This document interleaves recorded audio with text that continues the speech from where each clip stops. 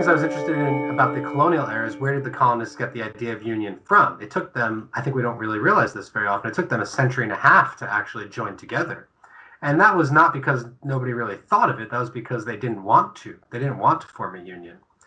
But the first people who did have the idea of a union was the Iroquois Confederation, which was in upstate New York, founded, scholars disagree, but many think the middle of the 15th century.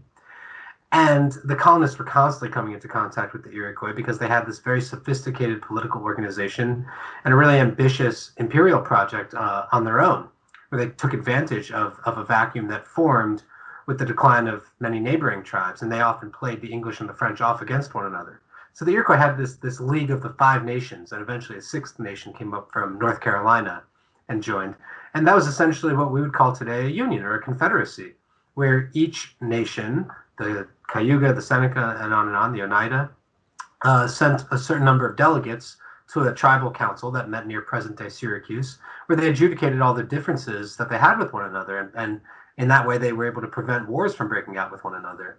Benjamin Franklin learned about this because one of his jobs as a printer was publishing the treaties from different Indian conferences that the colonists and their officials had, to coordinate disputes that they had between Indians and colonists.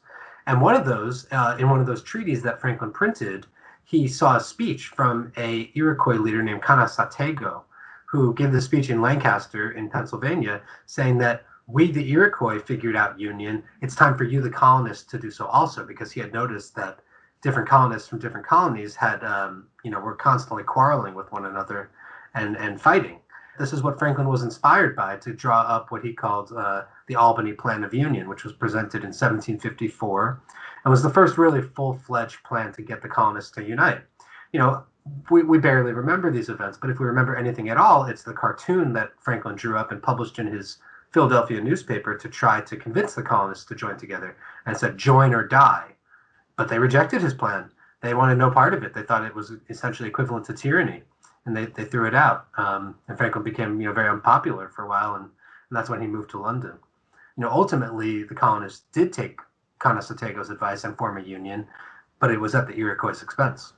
Well, the major issues that were dividing the Americans right when they formed a union and declared independence were basically threefold. One was about Western land. Who controlled Western land? There were some colonies that their royal charters, going back almost 200 years at that point, said that they had all the land from sea to sea. Nobody knew where the second sea was, the Pacific.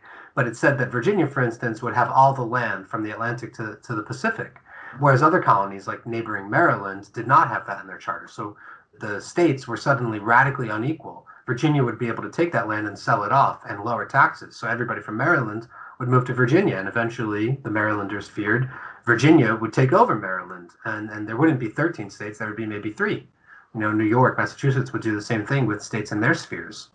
So a lot of, the smaller landless states like Maryland, New Jersey, wanted the Western domain, once it was, eradicated of Indians, to be even the national property.